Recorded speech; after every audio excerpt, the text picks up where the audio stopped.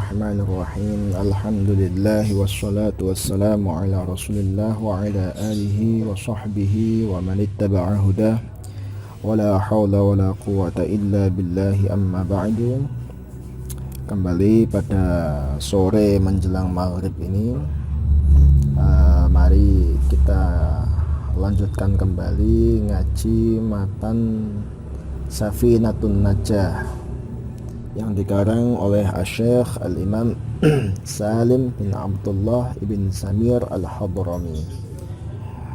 Kita pada pembahasan kali ini kita akan masuk pada pembahasan tema tentang fikih, yaitu tentang syariat. Kalau kemarin kita sudah membahas tentang tauhid, maka sekarang kita sudah mulai masuk pembahasan tentang fikih.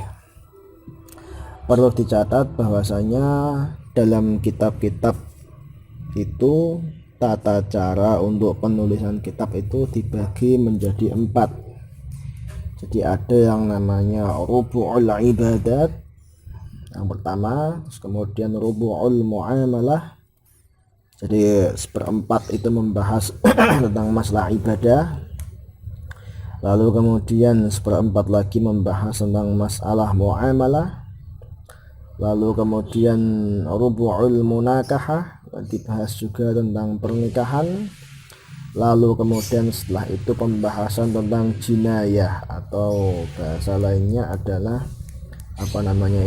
jinayah adalah kriminalitas. Jadi pembahasan tentang kriminalitas. Maka fikih Islam itu bisa dikatakan sangat lengkap sekali, mulai dari masalah ibadah, kemudian interaksi sosial, kemudian pernikahan, dan masalah jinayah semua dibahas. Nah, yang paling penting itu pembahasan tentang ibadah. Kenapa ibadah? Karena disitu berhubungan dengan secara langsung dengan agama, yaitu berhubungan dengan agama seseorang. Maka seperti kitab Safinatun Najah ini hanya membahas rubu'ul ibadah atau 1/4 daripada ibadah, tidak lebih dari itu. Makanya nanti sebenarnya Syekh Salim ini menulis hanya sampai bab tentang zakatul, kita faslun fi zakat saja, tidak lebih dari itu. Tapi kemudian ditambahi selanjutnya oleh Al-Imam Kiai Nawawi Banten kalau nggak salah sampai bab haji, sampai bab haji. Nanti insyaallah akan kita baca juga insyaallah kalau ada waktunya. Langsung saja masuk pada pembahasan pertama, yaitu tentang masalah alamatul bulugh. Kita mulai. Bismillahirrahmanirrahim. Faslun utawi iki iku ana fasal suci. Alamatul bulughi utawi piro-piro tondone baligh iku salasun, iku ono 3. Apa itu baligh? Baligh itu atau al-bulugh, al-bulugh atau dalam bahasa Jawanya biasa dikenal dengan baligh. Bulugh itu artinya adalah wusulu haddit taklif, yaitu seseorang sudah mencapai pada batas di mana dia itu mendapatkan taklif. Apa itu taklif? Taklif adalah wusulul mukallaf ila sinnil mu'tabarah.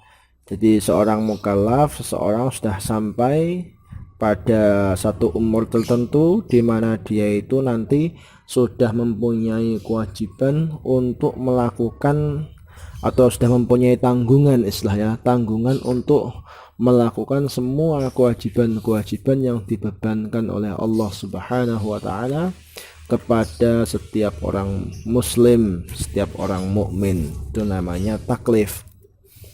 Lah, orang yang dibebani kewajiban itu namanya mukallaf, ya.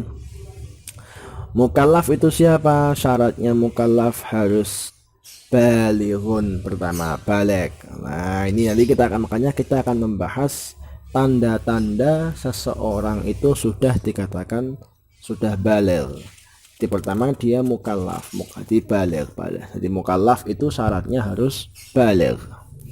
Yang kedua, aqilun, harus orang yang berakal. Jadi normal akalnya, sehat, tidak sedang gila atau sedang ayan, tidak, dia akalnya normal. Lalu kemudian salimul hawasi, yaitu panca inderanya, matanya, telinganya itu normal, tidak sedang sakit. Misalnya kalau ada orang sejak dari lahir dia sudah tidak normal, panca inderanya tidak normal, misalnya pendengarannya nggak normal, matanya nggak normal, maka ketika seperti itu dia tidak, misal kok dia tidak beriman, misalnya dia tidak bisa dia itu mengetahui apa itu tata cara untuk mencapai keimanan, maka dia tidak bisa masuk kategori mukallaf.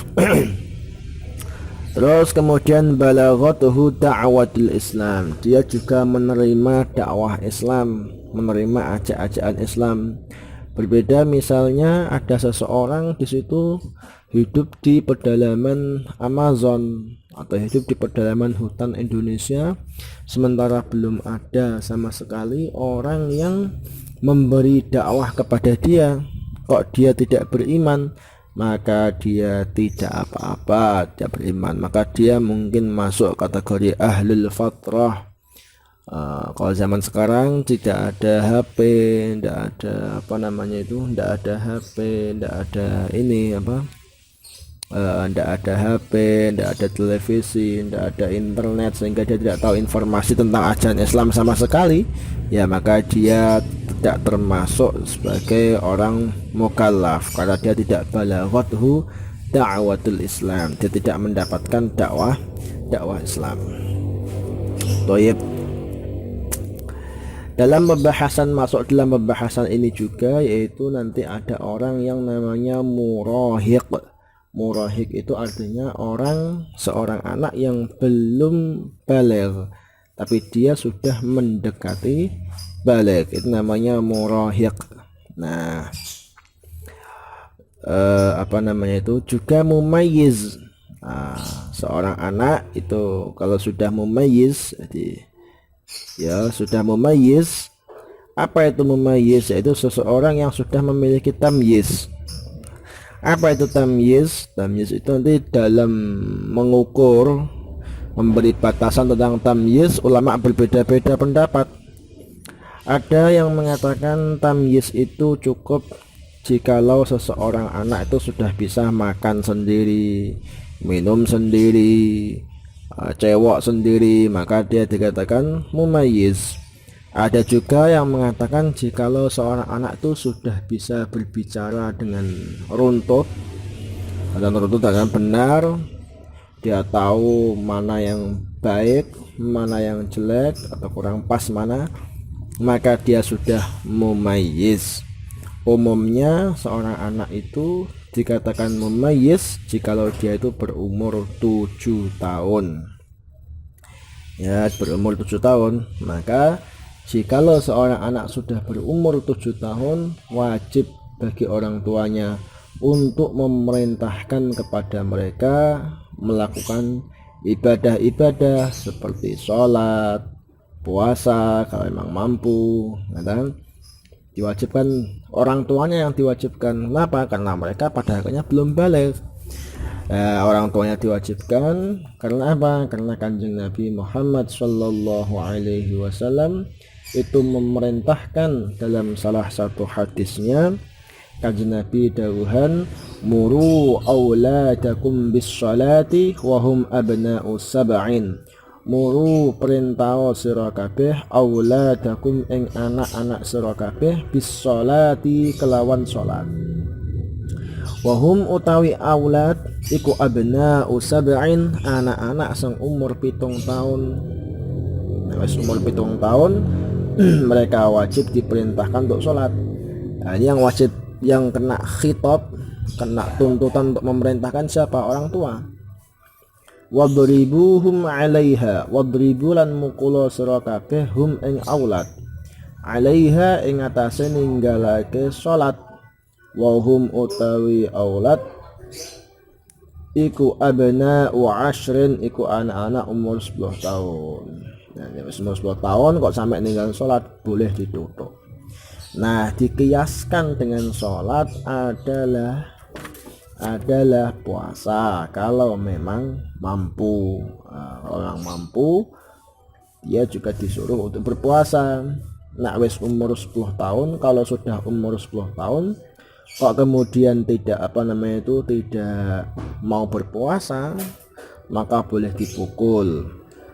Tapi perlu diketahui pemukulan ini syaratnya adalah pukulan yang tidak menyebabkan luka, pukulan yang tidak menyebabkan sakit pada anak itu. Pukulan ini sifatnya hanya mendidik saja agar mereka tahu bahwasanya sholat dan puasa itu hal yang penting. Maka tidak boleh jikalau sampai orang tua atau guru memukul anaknya sampai di situ anaknya luka atau bahkan mungkin memar atau bahkan mungkin sampai di situ benjol dan yang lainnya, itu nggak boleh. Karena pukulan seorang guru atau pukulan dari orang tua itu fungsinya adalah mendidik, dan pukulan itu juga tidak boleh lebih dari 3 kali. Jadi seperti itu. Adapun hikmah kenapa mereka ini disuruh untuk sholat atau disuruh untuk puasa pada mereka masih kecil, itu apa? Yaitu tamrinuhu ala fi'lil wajibat, yaitu melatih mereka untuk melakukan kewajiban-kewajiban, sehingga nanti hatta idza balagha yablughu wa qad ta'awwada ala fi'liha, sehingga nanti ketika mereka sudah baligh, mereka sudah terbiasa untuk tidak meninggalkan sholat maupun berpuasa. Nah, ini aneh, makanya kalau orang-orang sekarang itu malah anaknya ketika umur 7 tahun tidak dididik untuk sholat, tidak dididik untuk berpuasa. Ini orang tuanya dosa nanti ya. Terus juga sama, tidak hanya itu saja, juga harus orang tua ketika anak umur 7 tahun sampai 10 tahun itu orang tua juga wajib untuk mengajari anaknya tentang akidah pokok Islam ala ahlu sunnah wal jamaah. Mereka dikenalkan kepada Allah, mereka dikenalkan kepada Rasulullah Sallallahu Alaihi Wasallam, sifat-sifat Allah bagaimana, gitu, sifat-sifat Allah bagaimana. Nah, ini wajib dikenalkan pada anaknya, diajarkan pada anak selama anak itu dia masih berumur 7 tahun, sudah mulai diajarkan sampai nanti 10 tahun. Juga dikenalkan siapa itu Rasulullah, siapa nama ayahnya, nama Rasulullah siapa. Nah, misalkan kita kenalkan Rasul kita, Nabi kita namanya Muhammad, ayahnya namanya Abdullah, ibunya namanya Aminah, dan seterusnya. Itu sudah diterangkan dia lahir di mana, dia diutus di mana dan hijrah di mana, kemudian ketika wafatnya wafat di mana dan dimakamkan di mana. Itu semua diajarkan pada anak, harus diterangkan walaupun tidak detail, tapi anak harus tahu tentang hal tersebut. Jikalau tidak, lagi-lagi orang tua yang yang mendapatkan dosa. Anak juga harus diajari bahwasanya melakukan zina, ngerasani, ghibah, mencuri, terus kemudian mengadu-adu domba, itu hukumnya semuanya adalah haram. Itu anak harus diajari seperti itu. Makanya orang yang mau menikah itu jangan hanya mempertimbangkan masalah hanya masalah material saja, rame-rame saja, jangan. Tapi yang perlu dipertimbangkan juga, nanti kalau dia punya anak, dia itu wajib untuk mengajari anaknya hal-hal tersebut. Nek sampai anaknya gak diajari, maka dia juga kena dosa. Maka orang tua belajar itu hukumnya wajib, terutama ilmu-ilmu yang hukumnya fardhu ain. Ada ilmu fardhu ain itu yang mencakup masalah ilmu aqidah, mencakup juga masalah fikih pokok, juga mencakup masalah tasawuf pokok. Nah, ini juga harus diketahui oleh setiap orang muslim. Mau dia itu berposisi sebagai presiden kah, apakah dia berposisi sebagai guru, pedagang, petani, ataupun macam-macam lainnya, itu semua punya kewajiban untuk belajar fardhu ain.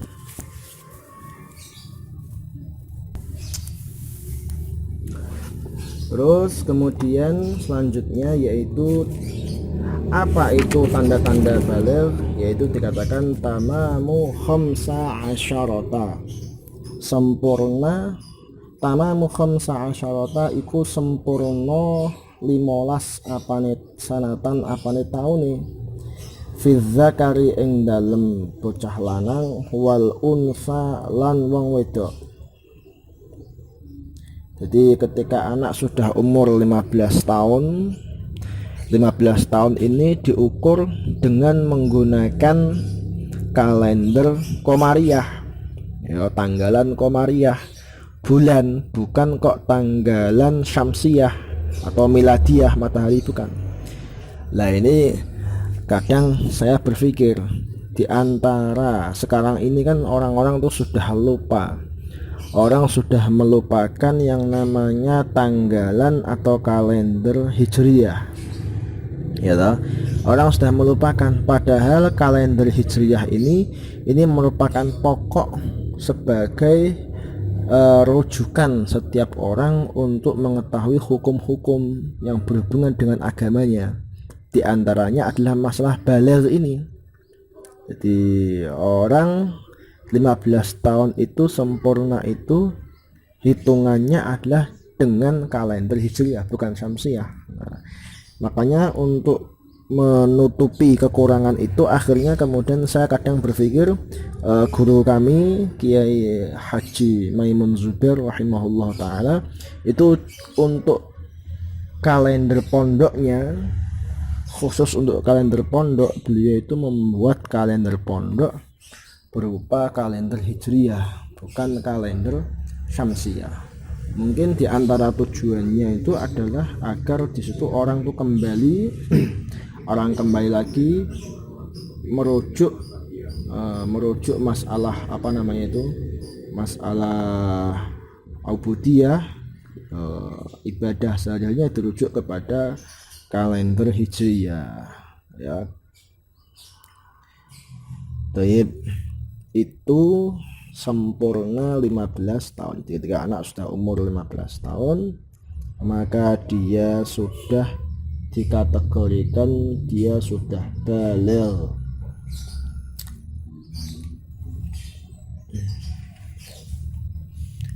Fi dzakari ing dalem wong anak lanang, wal unsa lan anak wedok. Nah, ini hikmahnya kenapa kok 15 tahun yang dijadikan ukuran? Karena di sini ketika anak sudah umur 15 tahun, maka itu anak sudah layak. Kalau zaman dulu itu anak umur 15 tahun, anak tuh syahwatnya sudah mulai muncul kuat, mulai seneng wong wedok, nek sing lanang, nek sing wedok mulai seneng sing lanang. Terus misalkan dia mau menikah, itu pun juga sudah pantas, karena di sini memang syahwat sudah kuat, syahwat tentang makanan juga sudah kuat. Nah, maka ketika seperti itu perlu agar di situ syahwatnya, nafsunya tidak terlalu liar, maka perlu adanya ikatan yang di situ itu berhubungan dengan ketakwaan seseorang. Nah, ikatan itu apa? Ikatan itu tidak lain adalah takalif, yaitu kewajiban yang dibebankan oleh Allah Subhanahu wa taala kepada setiap hamba agar dia tidak terlalu terlepas. Seperti itu. Terus kemudian wal ihtilamu lan metu ngimpi metu mani fi dzakari ing dalem wong lanang, wal unsa wong wedok. litisai sinina krono umur 9 tahun. Jadi ketika ngimpi wong wedok ataupun seorang laki ngimpi keluar sperma, jadi ngimpi orang kok ngimpi keluar sperma, gak, memang dia bermimpi akhirnya dia mengeluarkan sperma. Itu dimulai sejak dia berumur 9 tahun, yaitu setelah anak laki-laki maupun perempuan kok dia berumur 9 tahun kemudian dia mimpi, gitu. Dia mimpi, setelah itu maka dia sudah dikatakan baligh.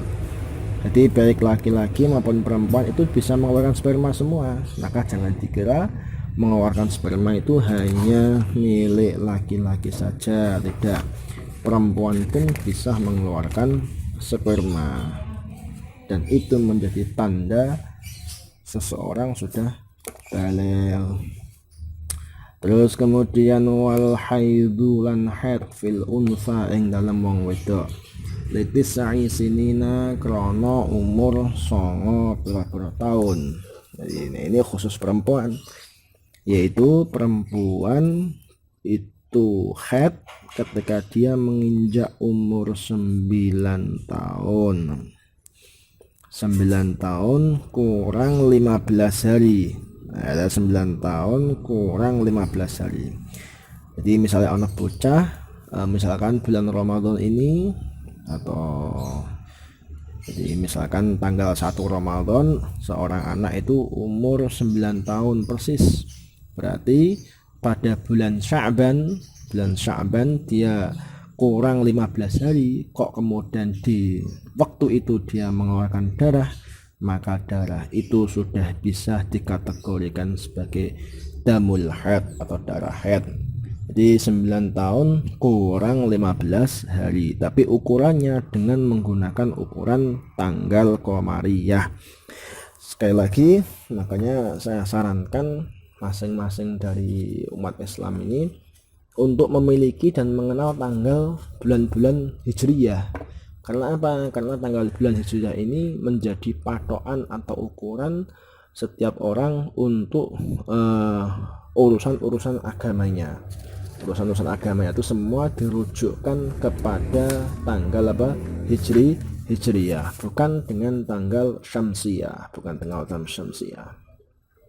Ini harus diketahui.